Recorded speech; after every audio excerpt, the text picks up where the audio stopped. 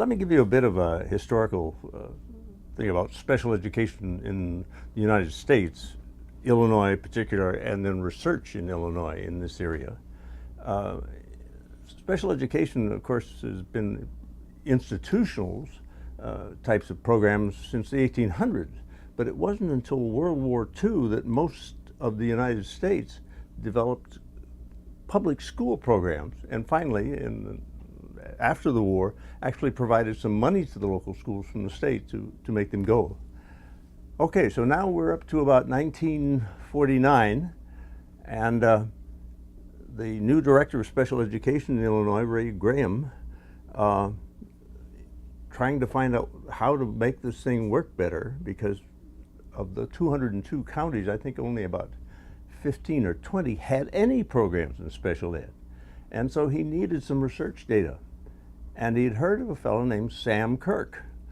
He was, during the war, he worked at Walter Reed Hospital in rehabilitation. Then he came to Milwaukee to do teacher training in the area of mental retardation, and wrote a book on exceptional children that caught Ray Graham's attention. So Ray convinced both him and the board of trustees of the university to create a professorship that would entice him to come here. So he became both a professor of education — we didn't have any departments in those days — and also psychology, because that was his doctorate degree, actually. So Sam came, and quickly what he did was to see the need to get coordination, not just with university researchers, but with the agencies that provided the services. So he organized and got the board of trustees to authorize an Institute for Research on Exceptional Children, the first one ever done in the world. I think it was about 1948, 49, somewhere along in there. And from this came an interesting development. Not only did this institute have professors from psychology, ed psych, from sociology, as well as education, it also had an advisory board that had the need for research in the various agencies, state agencies that were providing the services. So that's how this whole IRAC started, and a great deal of the information about it was produced in a small article in Exceptional Children, the journal of the Council for Exceptional Children.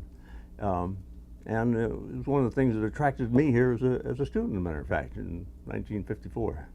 But anyway, that was the start, really, of research, not only here, but in most places in the United States. There was a little bit in Teachers College, Columbia, and other places. But Sam's program really was the first major one ever to be created. So that that article gives you a start in it. From that institute came a number of studies, some of them specific to agencies such as mental health or the institutions providing services for the blind and deaf in residential.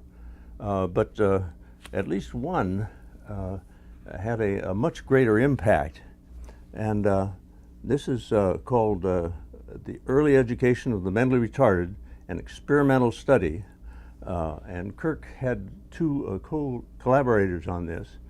Merle Carnes, who he had stolen away from the University of Missouri — she was a child specialist there — and also his wife, Winnie Kirk.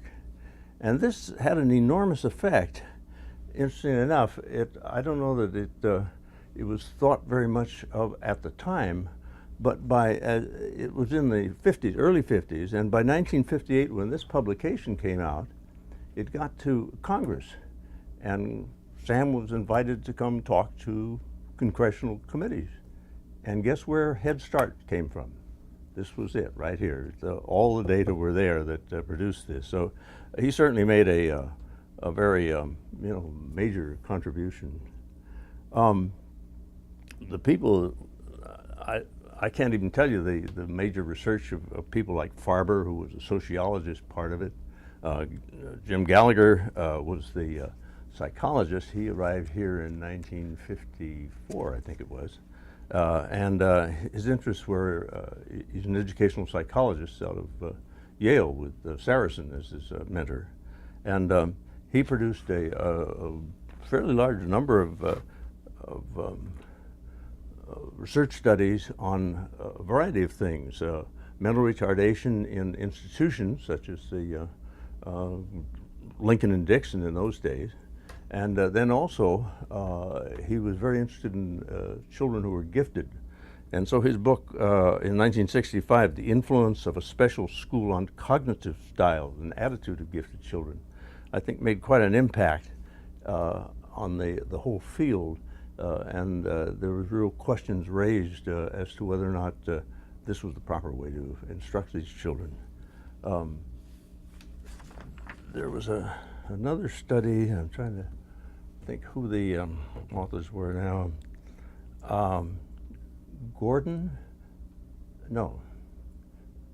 Goldstein, Moss, and Jordan. It was one of the, I think, funded studies that we had.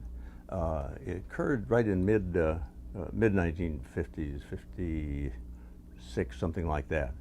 And this study was the first ever to do a really rigorous study of the effects of special education in special classes or not on children with, quote, mild mental retardation. Today, LD, gosh knows what else.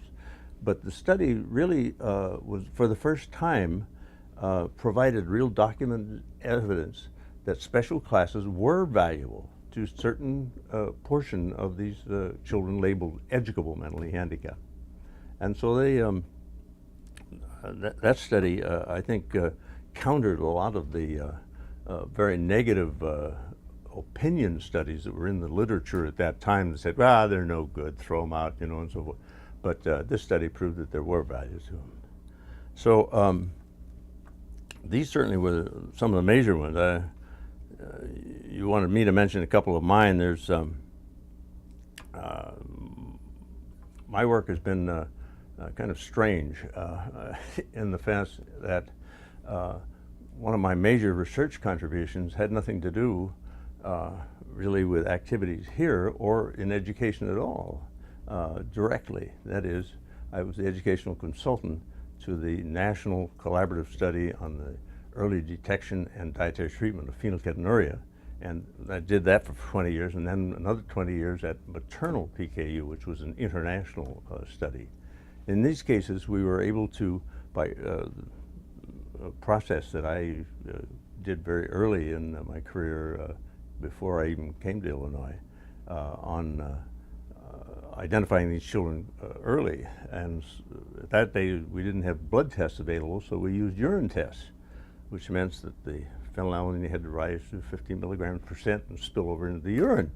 And I tested 40,000 children in Illinois, in California, which is where I started the study.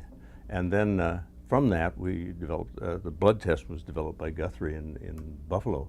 And so eventually the study matured into a national study funded by NIH. And at the end of the 20 years, we have every one of those children normal or above, one of whom today is an MD working in the field of mental retardation. So it worked. So that was this PKU and maternal PKU that article that came out in 1989 up in British Columbia. I was giving a talk up there. The earlier, no, it's the same year. That same year, I was doing a comparative study of special education programs, how they're organized, how they're funded, and so forth. And I made a comparison of Australia, New Zealand, and the United States. That's in that International Journal of Special Education.